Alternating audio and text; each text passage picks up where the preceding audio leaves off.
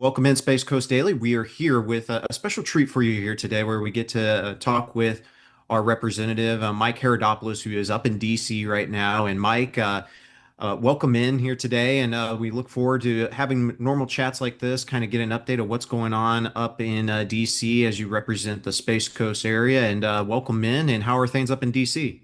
Well, things are going well. We are progressing, and we're going to do everything we can to continue to drive down costs. That's the biggest issue of the day. Of course, we had amazing results this year with space, lagoon funding, and of course, reducing taxes. But we still need to do everything we can to drive down costs, especially on gasoline, as we face this very challenging time in Iran. I understand that you got a chance to be the Artemis 2 astronauts as well. What a treat that was for you. Talk a little bit about that and how were they? How are they feeling? And are they ready to go back up again? Well, it was just an incredible mission, as you know, that 10-day mission. Just seeing America leading once again in space. I was able to meet with all four astronauts, Reed, Victor, Christina, and Jeremy, and they're just good people. I mean, just being around you can't help but be excited about the future of the United States. I mean, the astronauts are the best of the best, and they were so gregarious and fun and just patient too, because everybody wanted a picture with the astronauts after their amazing trip around the moon for the first time since 1972. And I had the incredible opportunity, as you know, Zach, to actually talk with them on the phone during that historic mission, to sort of see them in person and just congratulate them for a job well done. And of course, the job well done by all of NASA as we are leading this space race once again. And we're going to do our best to get back to the moon, land on the moon for the first time since 1972 in 2028. Well, just as a quick promo for us, right now we have the commercial resupply mission that's getting ready to go up here at about 6:50, less than 2 hours. And we're going to air that live on Space Coast Daily and all the great rocket launches that are planned for this year. So what's next is Artemis 3. Talk a little bit about that and what were they looking to accomplish in Artemis 2 and were they looking to accomplish in the future missions for the Artemis missions?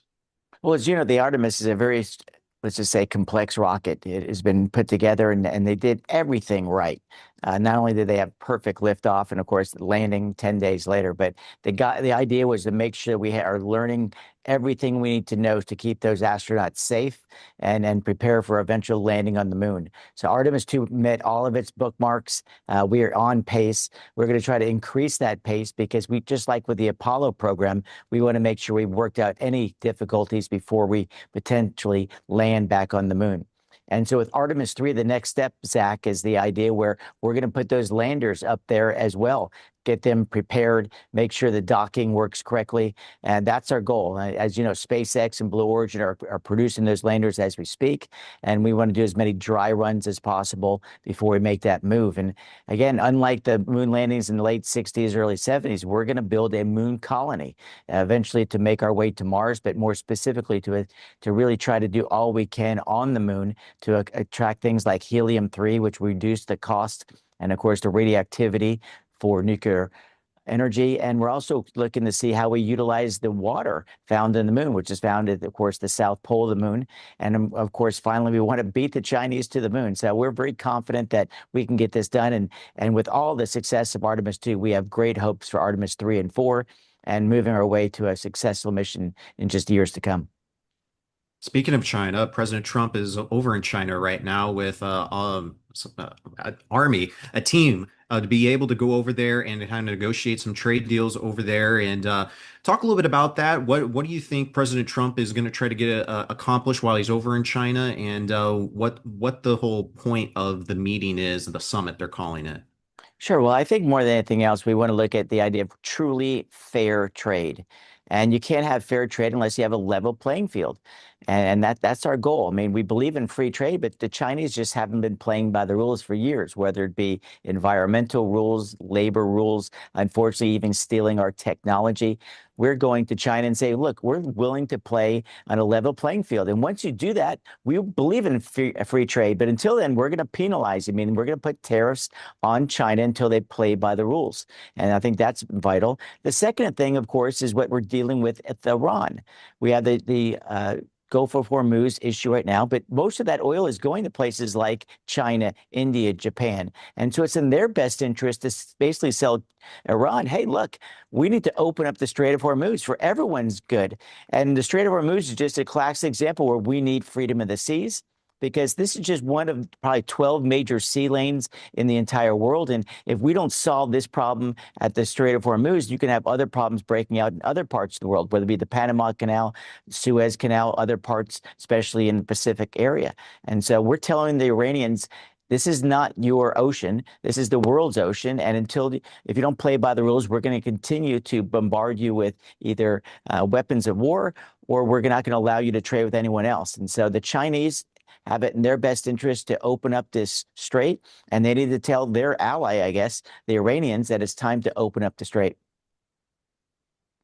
Mike, final thing here. A little bit of solemn news was the news that you broke that Bill Posey passed away this past week, and I know he's a great friend of yours, and impacted so many people here in Brevard County for all his great service he did for Brevard County over the years. So I just want to give you this moment to kind of speak to the people and how much Bill Posey meant to you, and what a loss that was. Well, to put it in the most basic way, it's just heartbreaking. I got the terrible call Thursday night that he had had a medical incident, and we did everything we could to save him. It was just a very difficult situation. I spoke with the family, and we were all there at the hospital Thursday. Did everything they could. I really commend Holmes for doing everything they could. His Katie, his beautiful wife, for over 50 years, was there. Of course, the kids. Just to see Bill and that. It was just tragic. We can't thank Bill enough for his service to our not only our state but our country. Katie as well. I mean, she was always by his side, and he was a person who went to Washington, but it never changed him. He was a person who looked out for the community first. He stayed true to his principles in his 16 years in Congress, and of course his tenure in the state legislature before that. And he was a clear mentor of mine and a trusted friend. All my kids knew him, and just a wonderful person. And he will be sorely missed for not only what he did, of course, for our community, but he'll be sorely missed as just a great friend. And he was a person who's truly committed to his family first. The highlight I can give you of this is that the weekend before his granddaughter Katie actually got married down in Miami, and Katie was telling me, his wife, that there was just a special ceremony. All the family was together, and it's just a huge loss for our country to lose someone like Bill, who was really enjoying his post-congressional time. And I will never forget him. And I know that our community will never forget him for all the sacrifice he made to serve our community. He always put country first. He always put family first. And he is the kind of person who we need in politics, a person who's principled, who's honest, forthright, and just a person who loved America. And I appreciate all the coverage that Space Coast Daily has given to this his life, and recognizing the tremendous sacrifice that he and his family made over the past 30 years in public service. I couldn't say it any better myself, Mike. And one of the things I'll tell you, one of the things we always appreciate at Space Coast Daily is we do these football games every Friday night, and these sporting events. And Stephen Orville, they got a great connection with him, and they're friends dating back over 30 years. Hmm.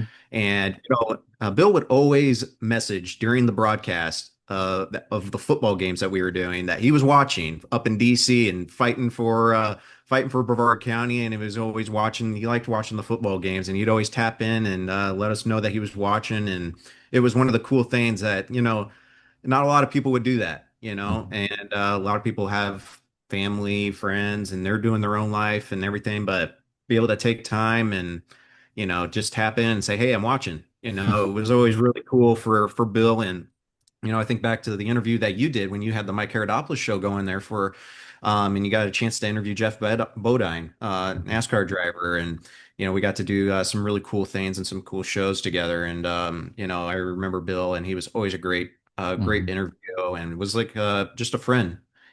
He was really down to earth. You could approach him and ask anything, and I really appreciated that about Bill. And my heartfelt condolences go out to his wife Katie and his children, Kathy and Pamela. And Hmm.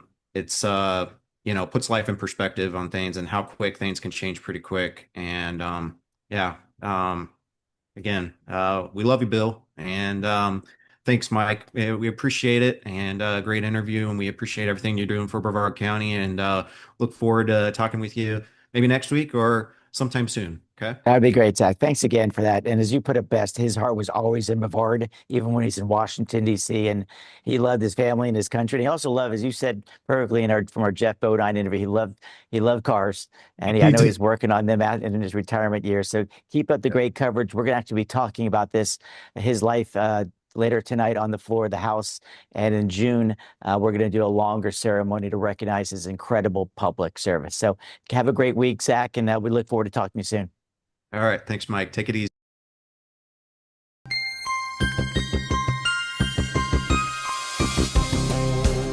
Congressman Bill Posey has been a motorsports competitor, entrepreneur, and advocate for more than 58 years. Bill's dad took him to many races, including the first ever Daytona 500. At age 16 in 1963, Bill began racing a 1933 Ford with a fuel-injected Hemi. Throughout the 1960s, Posey continued racing at the O'Galley Speedway in Melbourne and at the Orlando Raceway. In the early 1970s, the O'Galley Speedway was in foreclosure, and Posey decided to enter into the track ownership game in 1971. He co-founded the Mid-Florida Racing Association, which eventually bought, renovated, and successfully operated the O'Galley Speedway. After he married his wife Katie and they had their first child, Posey pretty much got out of racing. Today, despite his responsibilities as a U.S. congressman, Posey's heart for auto racing still beats strong. A 2020 Space Coast Sports